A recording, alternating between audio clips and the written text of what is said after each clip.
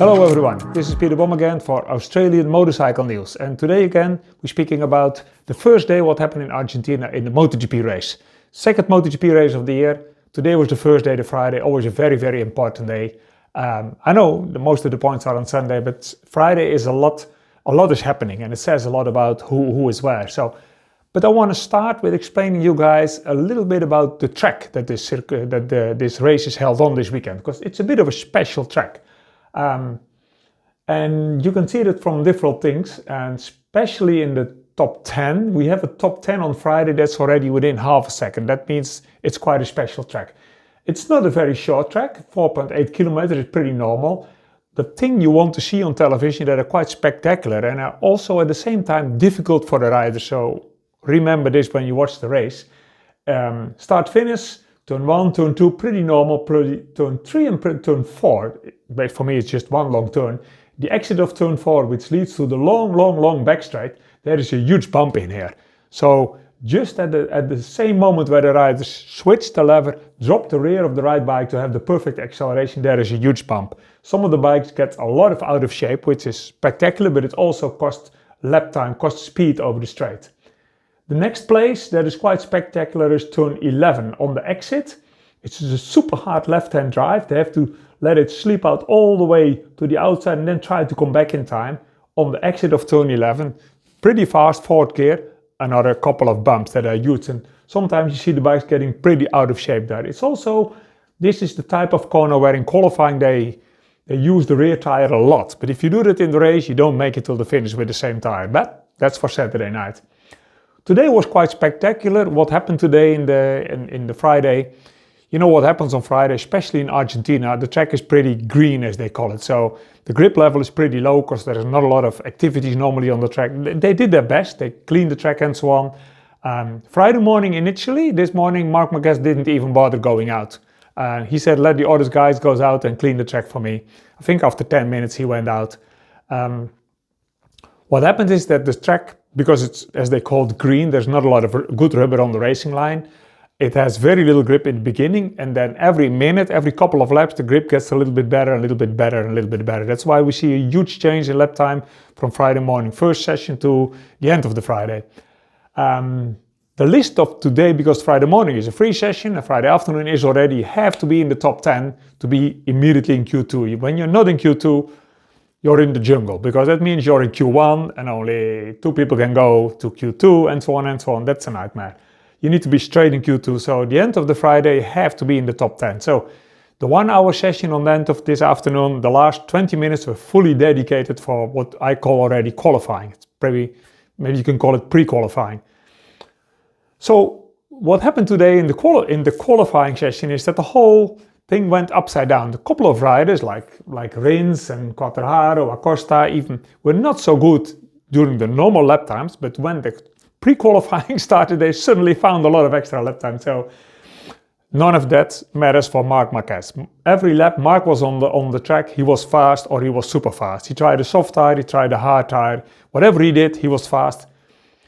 And he doesn't seem to be in any sort of, he's not even trying. I mean, can you imagine being in his competition? He does it with 2 fingers in the nose. It's so easy. Still, he can make a mistake, but everything came easy for him. So that he is the fastest on today is not anything remarkable that you couldn't expect it.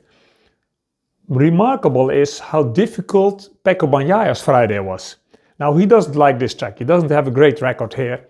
And this morning he was all a little bit confused, a little bit frustrated, not fast enough, lap by lap, just too slow. This afternoon he immediately found the pace. So between the 2 sessions, his mechanics found a lot on the bike and probably between his ears as well. Immediately fast. Pretty fast even on the harder rear tire, so everything looked fine until this pre-qualifying started. Pecco did a quite good lap, but when he went out for the second time, he immediately dropped the front in turn 2, and that was it. So in the end, he still is in P10 on 0 on half a second, but just P10, because he crashed, he had only 1 go in it. So he's a bit lucky here.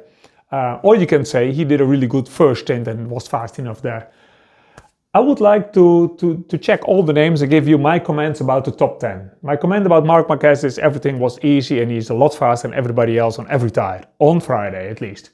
Fabio Giannantonio in second place, quite good, but he was nowhere on race pace. He was nowhere in the normal laps, but in qualifying he found something special. So let's see what he can do tomorrow when we need to go a little bit faster again.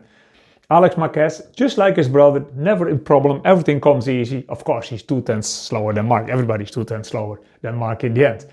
Marco Bezzecchi, P4, does what we expect him, because this is a track Aprilia was always good or very good at. So Marco Bezzecchi on the Aprilia in P4, I expected this. And he was also fast on the harder rear tire, and he was fast on what we call, you can almost already say, race pace on Friday. Brad Binder in top 5 is good, but he was nowhere to be seen until we started the qualifying. So it's a little bit typical with KTM. You never know really where they are. Sometimes you think they're strong and they're not. Actually, I was worried for them up until the last 10 minutes, and suddenly 2 KTMs are in the top 10. So happy with it. But don't forget Brad Binder. Last year we didn't visit this track, but in 23 he won the sprint race. He had a shit qualifying. He was in P15. He went from 15 to first in the sprint race. So Binder probably likes this place. Anyway, he's in 5th place. Alex Rins on the Yamaha in 6th. Now that is a huge surprise, because Alex was nowhere on the race pace, but Alex was clever. 2 times he followed Marc Marquez when Marc went out for his time attack. 2 times Alex came with him. And you know, following somebody is still not easy. You still have to do it. And there was a lot of work. He took a lot of risks to do it, but he did it. And now he's so happy because he's already in Q2. That's very, very good. So with this, then with Zarco on P7, we have 4 manufacturers in the top 6, which makes me happy. It's not the Ducati Cup so far, but be careful, because usually the Ducatis improve more over the weekend than the others.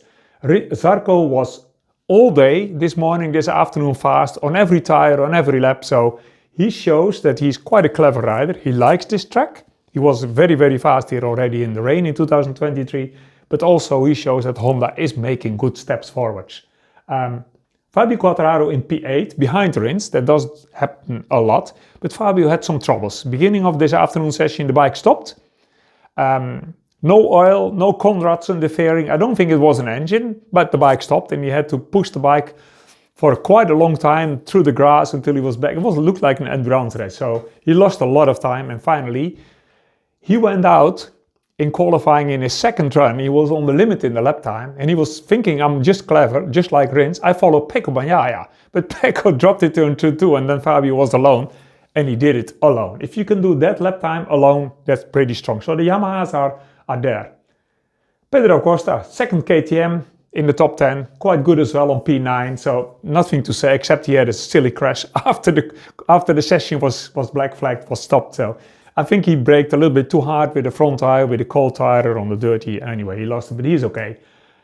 So top 10 is the last guy in the top 10 is Pecco Bagnaia, who just made it. So the good thing is, he came back from like a weak morning session with a good afternoon session. His first run was still good enough to put him in the top 10, and the second run he dropped it, which always does something with your head. So compare Pecco Bagnaia and Marc Marquez is already quite a big gap, but so far it's only Friday. So yeah, I can't wait to see tomorrow morning. Tomorrow morning, Saturday morning, is more about it's a session that doesn't count for anything. It's everybody has the time to work on race pace, try some more things, and then after that we go straight to qualifying, which always is pretty exciting. And then after that we have the sprint race. So yeah, see you back tomorrow, Saturday, after the sprint race. Thanks everyone.